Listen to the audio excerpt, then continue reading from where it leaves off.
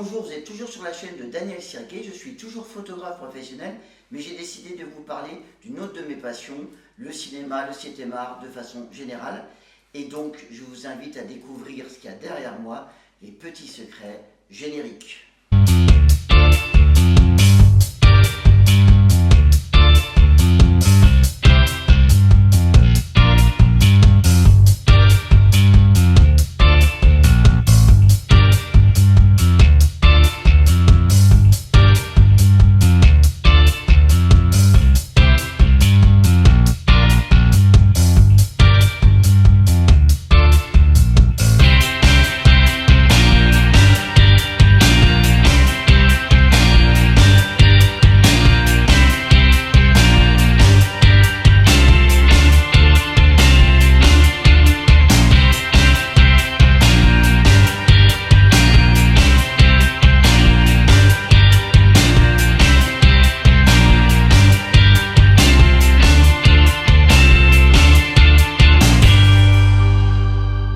Aujourd'hui, j'ai décidé de vous parler de Nicolas Cage.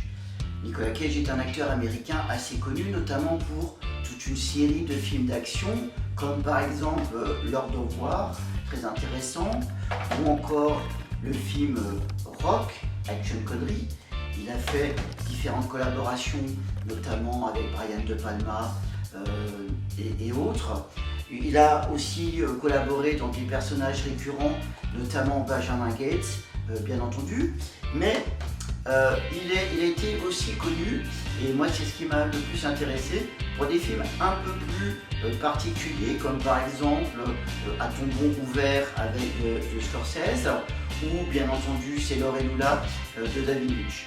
Mais en ce qui me concerne, je vais plutôt évoquer 3 films, mais essentiellement un, qui pour moi m'ont vraiment marqué. Alors le premier, bien sûr, vous allez vous moquer de moi, mais que voulez-vous, je suis un romantique et je pleure devant certains films qu'on pourrait juger trop romantiques pour certains.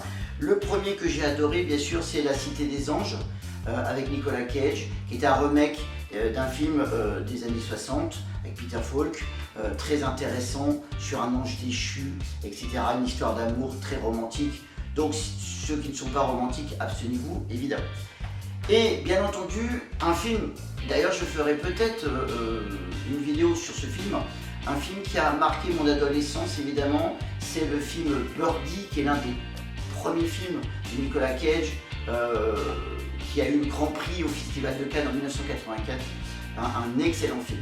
Mais j'ai beaucoup hésité, mais pour moi la pépite, le trésor que j'ai, c'est Living in Las Vegas. Ce film est donc de 1995.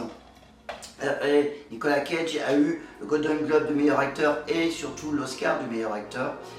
Ce film est vraiment pour moi très particulier. Je ne suis pas sûr qu'il soit si connu que ça, et c'est pour ça que je vous en parle. Quelle est l'idée de ce film, sans tout dévoiler évidemment? Donc Nicolas Cage est alcoolique, se fait licencier, touche une grosse somme d'argent et décide de partir à Las Vegas pour mourir dans l'alcool, se suicider à l'alcool avec l'argent qu'il a touché. Sauf que dans ses péripéties alcooliques, by night in Las Vegas, il va rencontrer une prostituée jouée par Elizabeth Shue, qui également joue très très bien.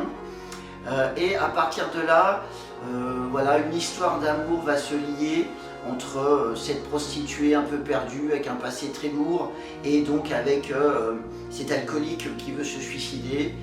Donc on va les suivre, et la question qui va se poser tout le long de ce film, avec notamment des super musiques de Sting d'ailleurs au passage, voilà. Est-ce que cette histoire d'amour, est-ce que cette prostituée va sauver Nicolas Cage qui désire donc mourir, se suicider à l'alcool?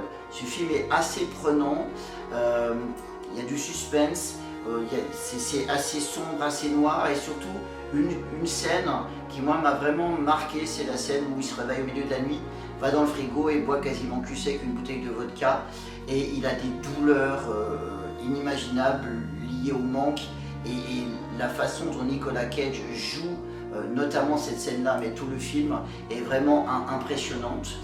Donc Voilà pourquoi moi je vous conseille ce petit trésor caché dans ma bibliothèque, dans ma discothèque.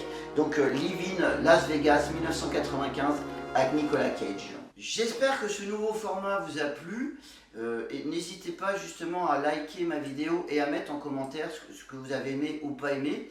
Et si ça vous a plu, bah écoutez, je vous propose de faire d'autres trésors cachés de Daniel avec d'autres films à découvrir et j'ai de quoi en faire. Je vous remercie et à une prochaine pour une nouvelle vidéo.